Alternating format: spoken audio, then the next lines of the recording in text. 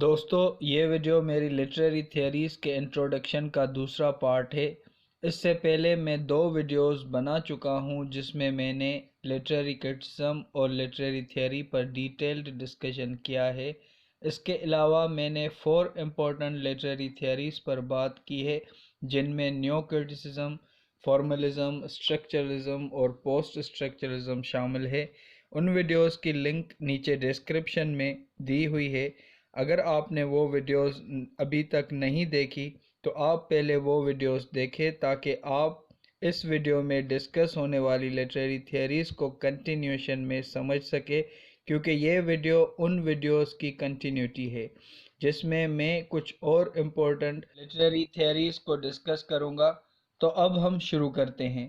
پہلی important literary theory جس کو ہم آج ڈسکس کریں گے وہ ہے پوسٹ ماڈرنزم۔ پوسٹ ماڈرنزم کو نارملی ہم فریگمنٹیشن اور کیوس سے ریلیٹڈ دیکھتے ہیں، کیونکہ یہ تھیوری سیکنڈ ورلڈ وار کے بعد شروع ہوئی تھی جس نے پوری دنیا کی اکانومی کو ڈیوائیڈ کر دیا تھا۔ پوسٹ ماڈرنزم پر بھی میں ایک ویڈیو بنا چکا ہوں جس میں نے 5 امپورٹنٹ پوسٹ ماڈرن تھنکرز کو ڈسکس کیا ہے۔ اس ویڈیو کی لنک بھی نیچے دی ہوئی ہے۔ تو پوسٹ ماڈرنزم کے مطابق فریگمنٹیشن امپورٹنٹ ہے، یونٹی کی کوئی امپورٹنس نہیں۔ اس تھیوری کی دلچسپی ڈس آرڈر، فریگمنٹیشن، کیوس اور ملٹیپلیسٹی میں زیادہ ہے۔ یہ یونٹی، آرڈر اور آرگنائزیشن پر فوکس نہیں کرتی۔ پوسٹ ماڈرنزم کے اس پورے بیس میں ایک کی فگر جین بادریلر نے ایک بہت امپورٹنٹ تھیوری دی تھی اپنے فیمس ورک سملکارا اینڈ سیمولیشن میں۔ تو یہ 2 امپورٹنٹ چیزوں کے بارے میں ڈسکس کرتے ہیں، ایک سملکارا ہے اور دوسرا ہائپر ریالٹی۔ اس کے مطابق ایک دور تھا جس میں صرف ریالٹی ایگزسٹ کرتی تھی، جیسے rate as an animal centuries سے ایگزسٹ کر رہا تھا، پر اب پوسٹ ماڈرن سوسائٹی میں مکی ماؤس آ گیا۔ تو مکی ماؤس کیا ہے؟ مکی ماؤس کوئی ریئل فگر نہیں ہے، پر یہ کاپی ہے اس چیز کی جس کا کوئی اوریجنل نہیں ہے، تو یہ کسی چیز کی فالس کاپی ہے۔ تو اب جب ہم مکی ماؤس کی امیج پر دیکھیں تو یہ سملکارا ہے۔ سملکارا ایک فالس کاپی ہے جس کا کوئی اوریجنل ایگزسٹ نہیں کرتا۔ ہر وہ اینیمیٹڈ موویز اور سیریز وغیرہ جو ہم دیکھتے ہیں جن کا کوئی اوریجنل ایگزسٹ نہیں کرتا، یہ سب سملکارا ہے۔ اب سیمولیشن جو ہے وہ پروسیس ہے جس میں ہم اوریجنل کو ریپلیس کرتے ہیں۔ تو ہمارے پاس ایک ہے سملکارا جو کاپی ہے جس کا کوئی اوریجنل نہیں ہے، اور دوسرا ہے سیمولیشن جو پروسیس ہے آف ریپلیسنگ دا اوریجنل، اور یہ دونوں مل کر ایک ہائپر ریالٹی بناتے ہیں۔ ہائپر ریالٹی وہ ریالٹی ہے جو اوریجنل ریالٹی سے بہت ریئل لگتا ہے، جس میں آپ کے اینیمیٹڈ موویز، ویڈیو گیمز وغیرہ لائک پب جی، جس میں پلیئرز ان اینیمیز سے لڑتے ہیں جس کا کوئی اوریجنل نہیں ہے، یا جیسے میڈیا میں بیوٹی ریپریزنٹ ہوتی ہے، ڈفرینٹ کمرشلز یا پروڈکٹس کے جو ایڈورٹائزمنٹس آتے ہیں وہ اس بیوٹی کو ریپریزنٹ کرتے ہیں جو ریئل لائف میں ایگزسٹ نہیں کرتی۔ تو یہ کمرشلز اس ٹائپ کے لوگ پورٹرے کرتے ہیں وہ ریئل لائف میں اور ہماری سوسائٹی میں ایگزسٹ نہیں کرتے۔ جو بیوٹی یا بیوٹی کی ڈیفینیشن فیئر اینڈ لولی کے ایڈز میں ڈیفائن کی جاتی ہے، اس ٹائپ کی بیوٹی یا لوگ ریئل میں ہے ہی نہیں۔ وہ دراصل بہت خوبصورت ہوتے ہیں اس بیوٹی سے جو ان ایڈز میں دکھائی جاتی ہے۔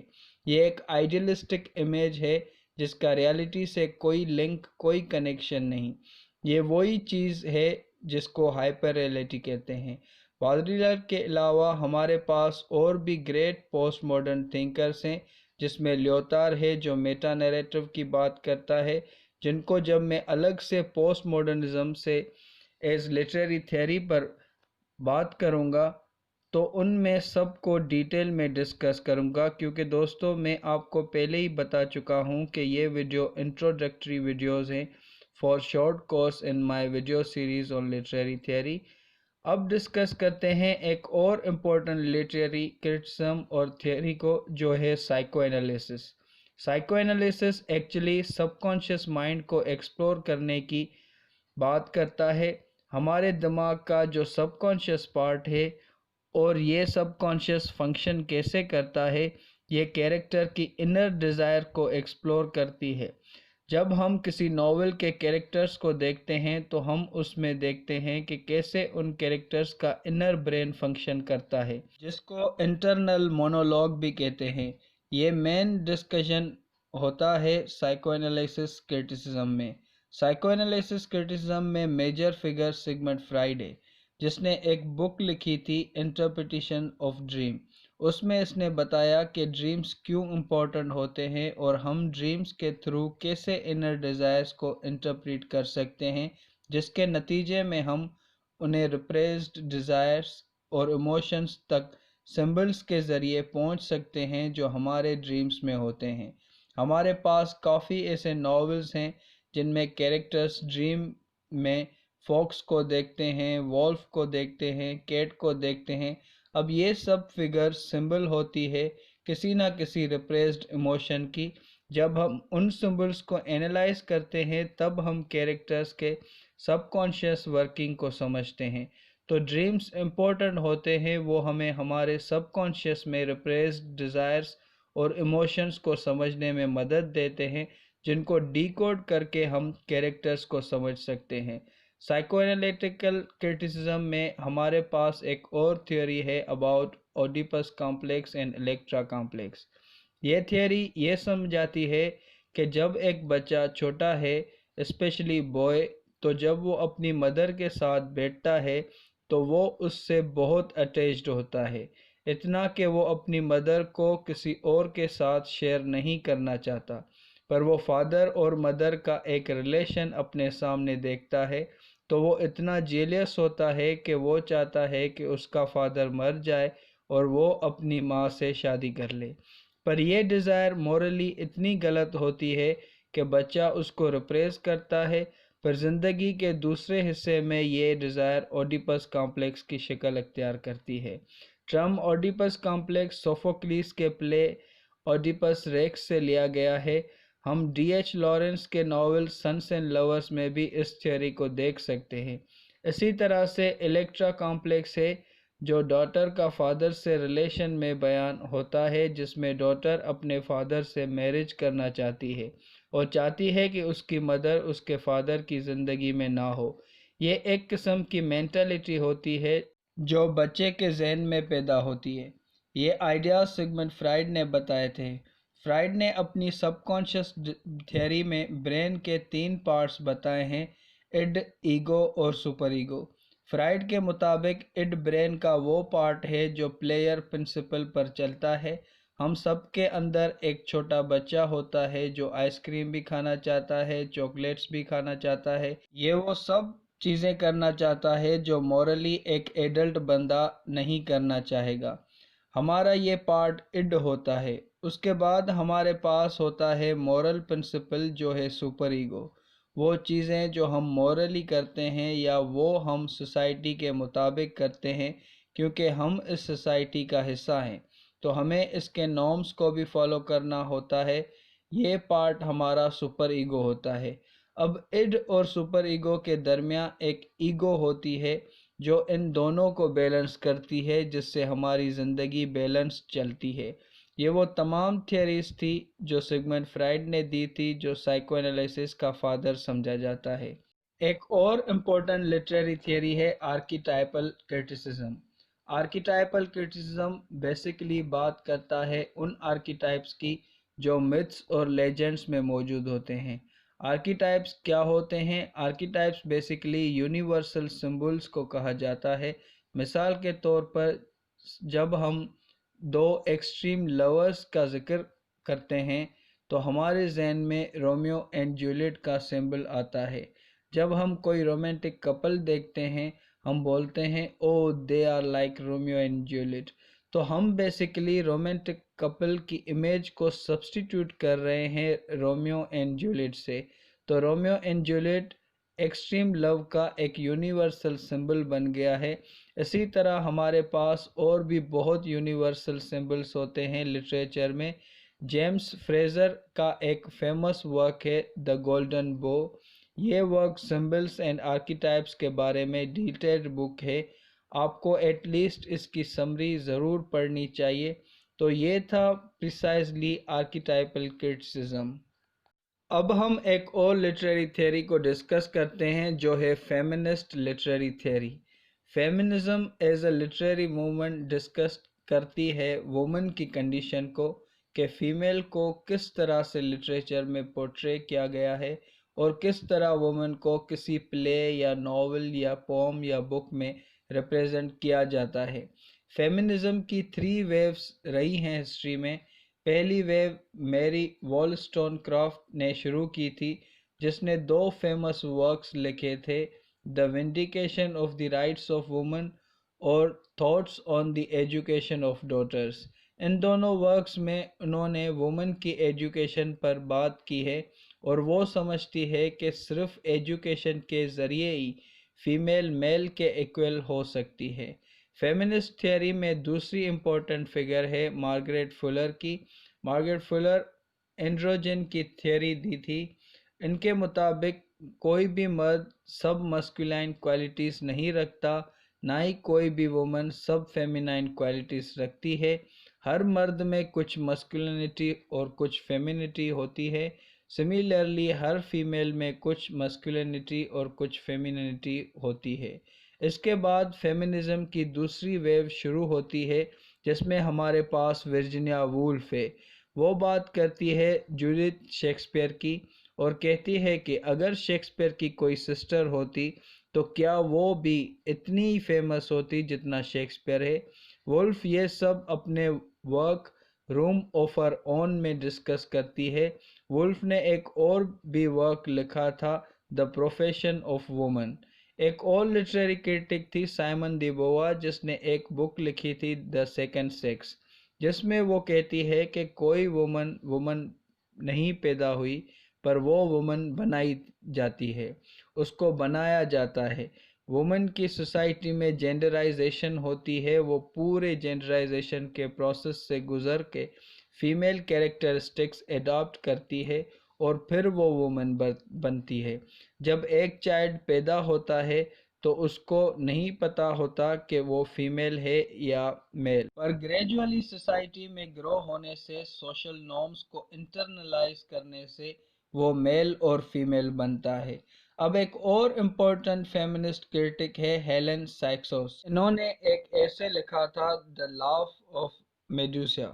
اس ورک میں اس نے بات کی ہے کہ کیسے وومن ٹارچر ہوتی ہے، کیسے وہ اپنے ایموشنز کو ریپریس کرتی ہے۔ تھرڈ ویو آف فیمنزم میں فیمس فیمنسٹ کیٹ ملٹ ہے، جس نے ایک بک لکھی تھی سیکشول پولیٹکس۔ اس بک میں وہ بتاتی ہے کہ وومن کے بچپن سے کچھ ریپریسڈ اور سپریسڈ ایموشنز ہوتے ہیں، اسپیشلی جب وہ چھوٹی ہوتی ہے تو اس کے یہ احساس ہوتا ہے کہ اس کا فادر اس کی پراپرٹی میں اس کا حصہ نہیں دے گا۔ اب یہ انفیریٹی کی فیلنگ ہے جو وہ عورت کو مزید کمزور کرتی ہے اور اسے آگے بڑھنے نہیں دیتی۔ کچھ اور فیمنزم کے اسکول آف تھاٹ ہیں لائک سائبر فیمنزم اور بلیک فیمنزم، جو تھرڈ ویو آف فیمنزم کے ہی پارٹ ہیں، جن کو ڈیٹیل میں پڑھنا ضروری ہے۔ ہم اب بات کرتے ہیں ایک اور امپورٹنٹ لٹریری تھیوری کی، جو ہے post colonialism. Post colonial literary theory colonized countries کی کنڈیشن کے بارے میں ہے کہ کیسے وہ لوگ جو اس سوسائٹی میں رہتے ہیں ان کی لائف افیکٹڈ ہے اور کیسے ان کی سوسائٹی چینج ہوئی ہے from the period when they were colonized. تو اس تناظر میں مختلف پوسٹ کولونیل تھیورسٹ ہیں جنہوں نے مختلف تھیوریز پیش کی ہے، جن میں سے کچھ کو ہم اس ویڈیو میں ڈسکس کرتے ہیں۔ سب سے پہلے جو بہت فیمس اور امپورٹنٹ پوسٹ کولونیل تھنکر ہے وہ ہے فرانس فینن، جس نے 2 بہت ہی امپورٹنٹ بکس لکھی تھی، بلیک اسکن وائٹ ماسک اور ریچڈ آف دی ارتھ۔ ان دونوں ورکس میں وہ بات کرتے ہیں کہ کیسے نیٹو پرسن انگلش مین بننا چاہتا ہے، کیونکہ مین کی جو امیج ہے وہ انگلش سے اٹیچڈ ہے یا مین وائٹ سے ایسوسیٹڈ ہے۔ اب ایک بلیک یا کلرڈ نیٹو بھی ایک آدمی بننا چاہتا ہے، پر اس کے ذہن میں بات یہ بٹھائی جاتی ہے کہ جو وائٹ ہے وہی مین ہے، جو کولونائزڈ کنٹری کا ہے یا جو بلیک ہے وہ مین نہیں ہے۔ اب ایک انسان ہونے کے لیے ضروری بن جاتا ہے کہ ایک نیٹو وہ چیزیں ایڈاپٹ کرے جو دوسرے کنٹریز کی ہیں یا وائٹ کی ہیں۔ فرانس فینن ایک بہت ہی عظیم تھنکر تھے جن پر میں ضرور ایک الگ سے ویڈیو بناؤں گا جس میں ان کے اہم تھیوریز کو ڈیٹیل میں ڈسکس کروں گا۔ ویڈیو کی شارٹنیس کی وجہ سے I am moving to another thinker who's Edward Said who gave the theory of Orientalism۔ اورینٹلزم سے مراد ہے کہ ویسٹ کے لوگوں نے جو ایسٹ کے کلچر کی معلومات لی، ایسٹ کے کلچر کو سمجھا، ان کے لوگوں کو سمجھا اور یہ سب سمجھ کر انہوں نے ایسٹ کو ڈومینیٹ کرنا شروع کر دیا۔ دیکھیں، اب آپ جب کسی کو مارنا چاہتے ہیں، کسی کو ٹارچر کرنا چاہتے ہیں تو ضروری ہے کہ آپ کو اس انسان کی ویکنیس پتہ ہو۔ جب آپ کسی کو صحیح طرح جان لیتے ہیں تو آپ کے لیے آسان ہو جاتا ہے اس کو بلیک میل کر کے اس کو انفلوئنس کرنا۔ یہی کچھ ویسٹ کے لوگوں نے کیا۔ انہوں نے ایسٹ کے کلچر کو اسٹڈی کیا، پھر اسی نالج کو یوز کیا in order to dominate the East. مزید ایڈورڈ سائڈ کہتا ہے کہ ویسٹ کے لوگوں نے ایسٹ کے لوگوں کو سیویج اور باربیرک ریپرزینٹ کیا ہے کہ ایسٹ کے لوگ ان کے کلچر انسیولائزڈ ہیں۔ پوسٹ کولونیل تھیوری میں تیسرا امپورٹنٹ تھیورسٹ ہے ہومی کے بابا۔ انہوں نے تھیوری دی ہے اباؤٹ میمکری اینڈ ہائبرڈیٹی۔ بابا ہمیں سمجھاتے ہیں کہ کیسے یورپین کنٹریز نے مختلف کلچرز کو ہائبرڈیٹی اور میمکری کی مدد سے ڈومینیٹ کیا۔ ہر کولونائزڈ بندہ انگلش مین بننا چاہتا تھا اپنے نیچر، اپنے گیٹ اپ وغیرہ میں۔ ایسا وہ کیوں کرتا ہے؟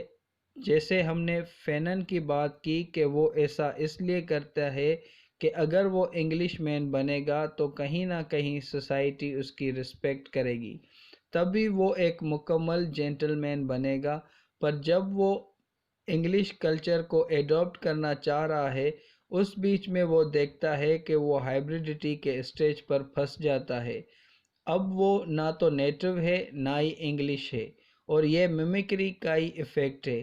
اس کے بعد گایتری اسپواک ایک اور بہت اہم پوسٹ کولونیل تھنکر ہے۔ ان کا مشہور بک ہے کین دا سبالٹرن اسپیک۔ سبالٹرن سے مراد وہ لوگ ہیں جن کو سوسائٹی کی مین اسٹریم سے الگ رکھا گیا ہے۔ مثال وہ لوگ جو اکثر سلمز میں رہتے ہیں، نہ وہ لٹریچر لکھتے ہیں، نہ پڑھتے ہیں، نہ ہی سوسائٹی کے ڈسکشنز یا ڈیسیژن میکنگ میں پارٹ لیتے ہیں۔ اب کچھ ایسے رائٹرز ہو سکتے ہیں جو ان کے بارے میں لکھتے ہو۔ اب وہ رائٹرز جو ان کے بارے میں لکھتے ہیں they are not doing justice according to Spivak، کیونکہ جب وہ ان کے بارے میں لکھتے ہیں وہ ان کو فلی ریپریزنٹ نہیں کرتے، پر وہ ان کو مس ریپریزنٹ کرتے ہیں۔ جب کوئی بندہ سلمز میں رہتا ہی نہیں تو وہ سلمز کے بارے میں، وہاں کی زندگی کے بارے میں کیسے لکھ سکتا ہے؟ ان رائٹرز کو نہ ان کے چیلنجز کا پتہ ہے، نہ ان کے لائف اسٹائل کا پتہ ہے۔ دور سے بیٹھ کر ان پر لکھنا اور وہاں جا کر ان کے ساتھ رہنے میں فرق ہے۔ تو گایتری اسپواک کے مطابق جب کوئی رائٹر اپنے ورکس میں ان کو ریپریزنٹ کرتا ہے تو وہ بنیادی طور پر ان کو مس ریپریزنٹ کر رہے ہوتا ہے۔ وہ مزید بولتی ہے کہ جو فیمیل ہیں، جو کولونائزڈ کنٹریز کی فیمیل ہے، وہ ڈبل طریقے سے پریشان ہے۔ ایک تو پیٹریارکی کی وجہ سے وہ ریپریسڈ ہیں، دوسرا کولونائزیشن کی وجہ سے وہ ریپریسڈ ہے۔ سوسائٹل کنڈیشن سے وہ دو مرتبہ افیکٹڈ ہے۔ تو یہ تھے پوسٹ کولونیل تھنکرز۔ ان کے علاوہ اور بھی بہت پوسٹ کولونیل تھنکرز ہیں۔ ان کے علاوہ ایک اور امپورٹنٹ لٹریری تھیوری ہے، وہ ہے ریڈر رسپانس تھیوری۔ اس تھیوری کے مطابق ریڈر کا بیک گراؤنڈ اور ایکسپیرینس ریڈر کی ریڈنگ کو افیکٹ کرتا ہے جب وہ کوئی بھی ٹیکسٹ پڑھ رہا ہوتا ہے۔ تو پریسائزلی یہ وہ امپورٹنٹ لٹریری تھیوریز ہیں جو ہمیں لٹریچر پڑھنے میں اور لٹریچر کو اینالائز کرنے میں مدد دیتے ہیں۔ اس کے علاوہ وہ ٹیکسٹ کے انٹرپریٹیشن میں بھی ہیلپ فل رہتی ہے، جس سے ہم ٹیکسٹ کی میننگ میں ایڈیشن کر سکتے ہیں۔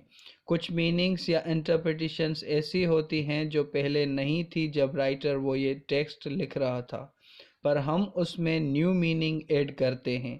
یہاں پر میں اپنی بات ختم کرتا ہوں۔ ملتے ہیں نیکسٹ ویڈیو میں۔